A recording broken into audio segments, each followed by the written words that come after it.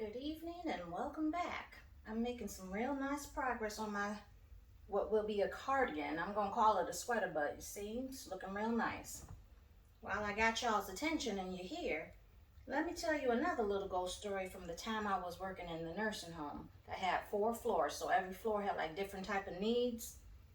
One night I'm working up on the 4th floor, and you get to know them people up there because they got to stay locked up there because, they're Alzheimer's patients. We don't want them wandering around the neighborhood in the middle of the night. We get to know all of our patients. A lot of them just really don't care where they at. They just want to be there and watch TV. They have their own little routine. One night we get a new patient. His name is David. He don't really know much, but we try to let him know, okay, this is your new home now. Whatever you do, don't go in so-and-so's room, this person's room, that person's room, or whatever the case may be. David never really said much. He always just nodded or mumbled, stuff like that, It was like, okay, this guy's a little kooky. We just gonna leave him alone. So every night, he does his same old little thing. He just goes around, walking around. One night he walks into somebody's room. She didn't want him in there. She goes chasing him out, and he says, "Oh, Lord have mercy, crazy bitch didn't want David up in there." Yeah, he talks to himself in the third person.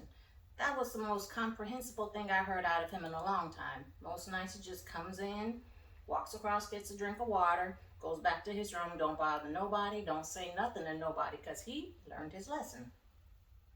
Another night I get in there, me and another CNA, her name is Judy. We were the only ones that happened to show up that night for that floor. So the nurse was like, all right, so this is how it's going to be. It's just the two of y'all. Take care of it how the best way you can. You can tag team up, or you take one half of the hall, she'll take the other half of the hall. And we're like, okay, that's cool. So we're getting ready and we're going over the list of patients to see who really needs our help and who can take care of themselves, so that way we have a fair number of people. On this particular night, while we're going through that and talking with the nurse, seeing about what we need to do and whose vital signs need to be checked, David walks up to the desk with nothing on but his underwear. And we're thinking, okay, that's a little strange. He stops at the middle of the desk, looks dead at the three of us, and he says, "I don't feel good." The way he said it sends chills through us. And the nurse was like, okay, that's a little strange. Why don't you go see about him, check his vital signs, make sure he's okay.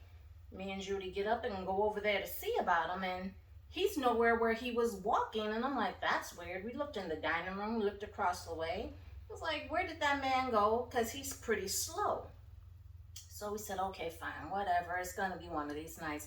Let's go peeking through all the rooms to make sure he didn't go in nobody's room, so nobody can cuss him out and tell him to get on about his way. So we go looking, and it only took about 2 or 3 minutes. But by the time we get down to where he is, he's in his room, in his bed, fully dressed, and he's dead. And it looked like he had been dead for a while because, I get to work at 11 o'clock. So I'm guessing maybe about 9 o'clock he had passed away, because when certain people die, they skin do this weird thing and it get kind of blotchy. And I'm like, ooh, David really don't feel good. Somebody better come down here and see about him. Judy comes around the corner and was like, ooh, he dead. I'm like, yeah, I guess we better call somebody. Child, I tell you, the way he said that, I'm like, He just wanted to make sure somebody found him. He didn't want to be laying there all night till the next morning. That's all that was.